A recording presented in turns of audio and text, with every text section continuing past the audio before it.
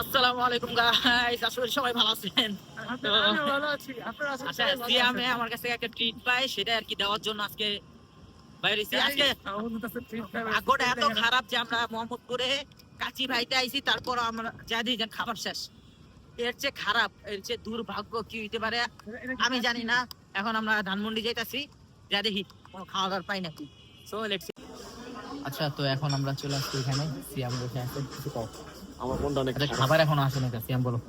আমার আসলে মনটা অনেক খারাপ, কারণ আমি এখানে আসার ইচ্ছা ছিল না, তো বাধ্যতামূলক আসলাম। মূলত বিষয় হলো আমরা এখানে আসতাম না, গেছি কাচ্চি ভাইয়ে গেছিলাম, তো এখান থেকে খাবার পাই নাই, এই কারণে সুলতান নেই না।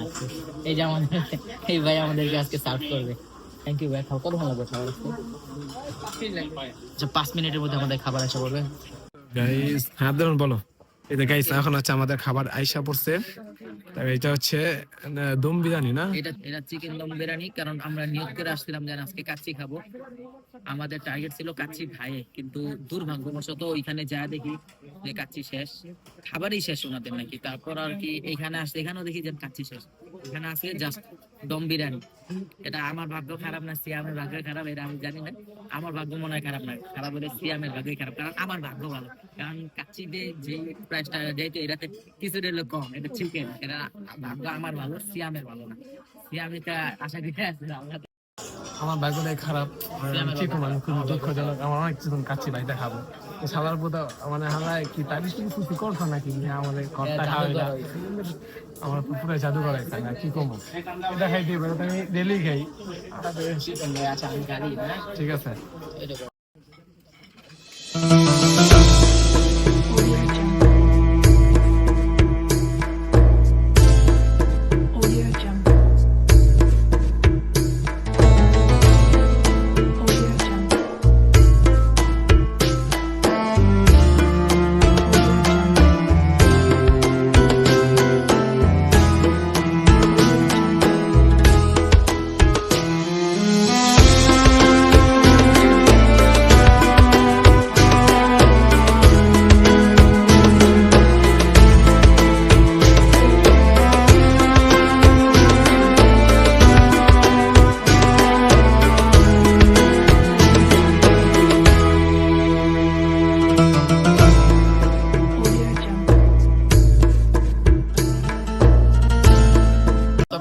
বলা লাগবে খাবারটা ভালোই ছিল।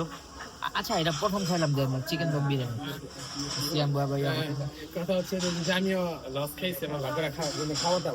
বেচারা কাচ্চি খেতে চাইছিল, কাচ্চিটা পাইলো না। You are bad luck. Okay, bye by.